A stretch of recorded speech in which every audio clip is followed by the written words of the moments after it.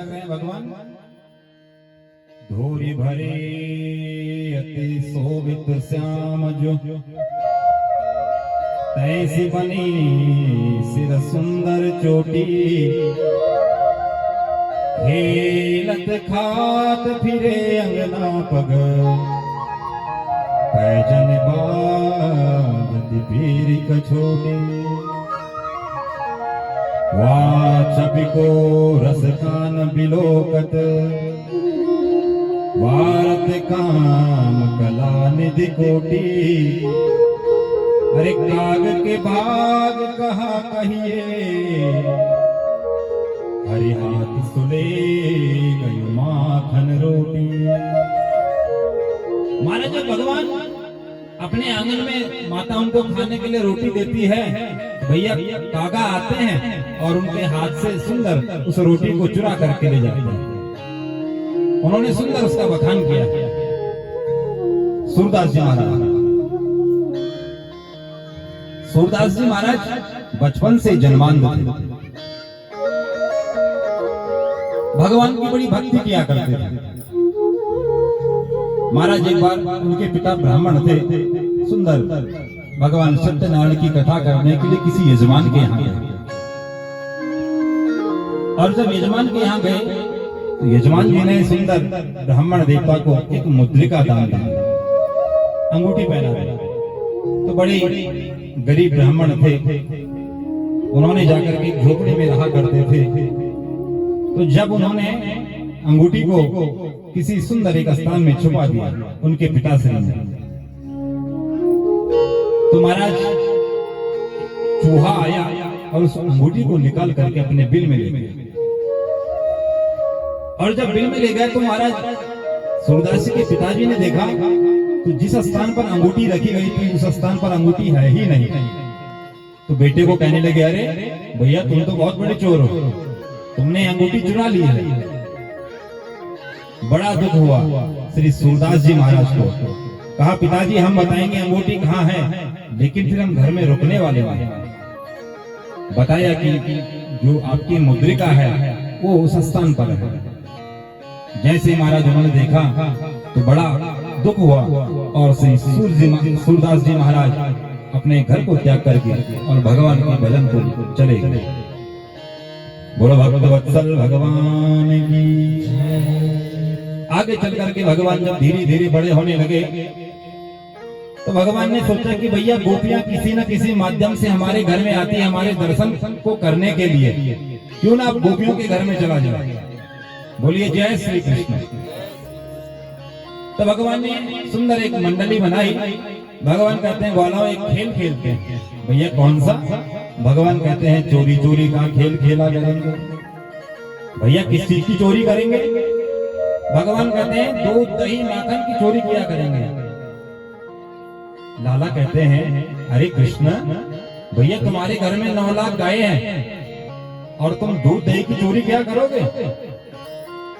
भगवान कहते हैं हमारे घर में तो कोई कमी नहीं, लेकिन तुम्हारी जो माता है वो सारा दूध दही बाजार में बेच करके आ जाती है। गाय की सेवा करते हो तुम और उसका जो फल होता है दूध दही वो खाते हैं मथुरा के लाला। इसलिए गाय की सेवा करेंगे हम और जो गौरस है उसका भक्षण भी करेंगे हम। जाओ अपने अपने घर में चोरी करो।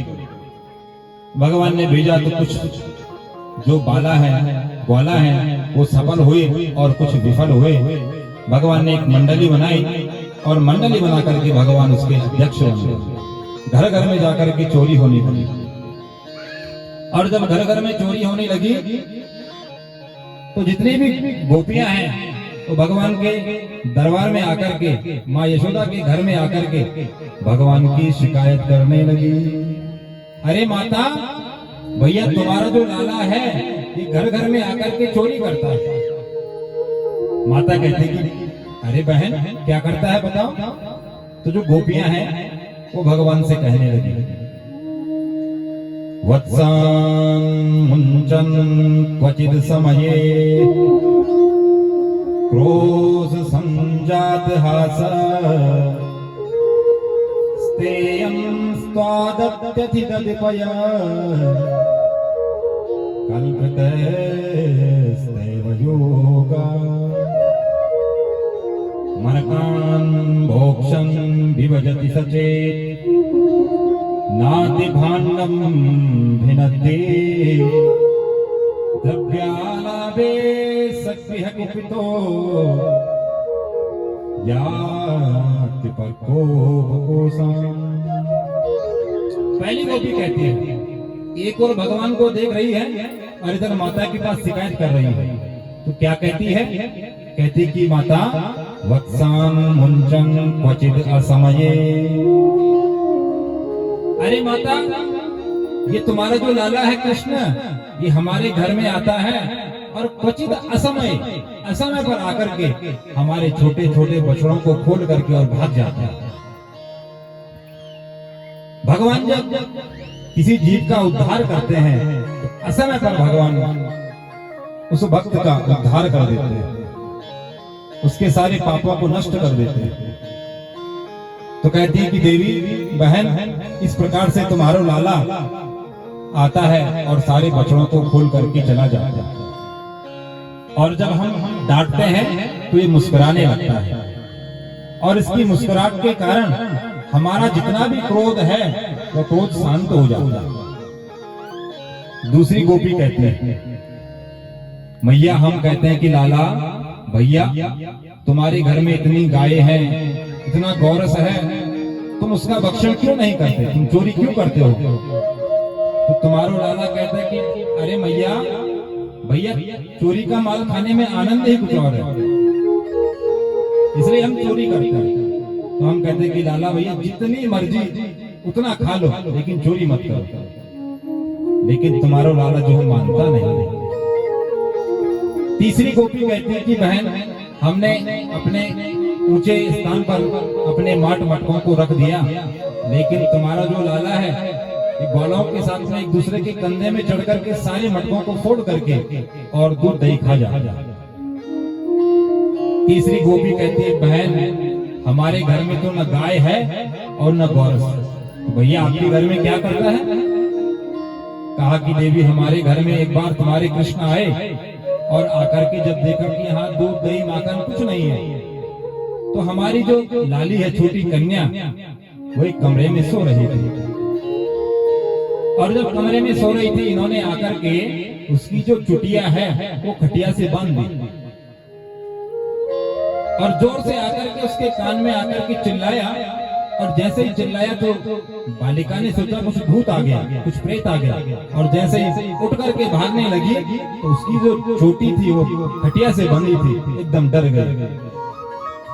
तो भैया, जिस घर में माखन है वो तो परेशान है ही, जिस घर में माखन नहीं है वो भी परेशान है। इसलिए मैया, तुम अपने जो कृष्ण है कन्हैया, इनको समझाओ। अनेक प्रकार की शिकायतें माँ यशोदा से भगवान की श्री गोपियां करने लगी। इस प्रकार से एक और गोपियां भगवान की शिकायत करती हैं, और एक और भगवान को माखन दूध दही के लिए भगवान को पुकारती है।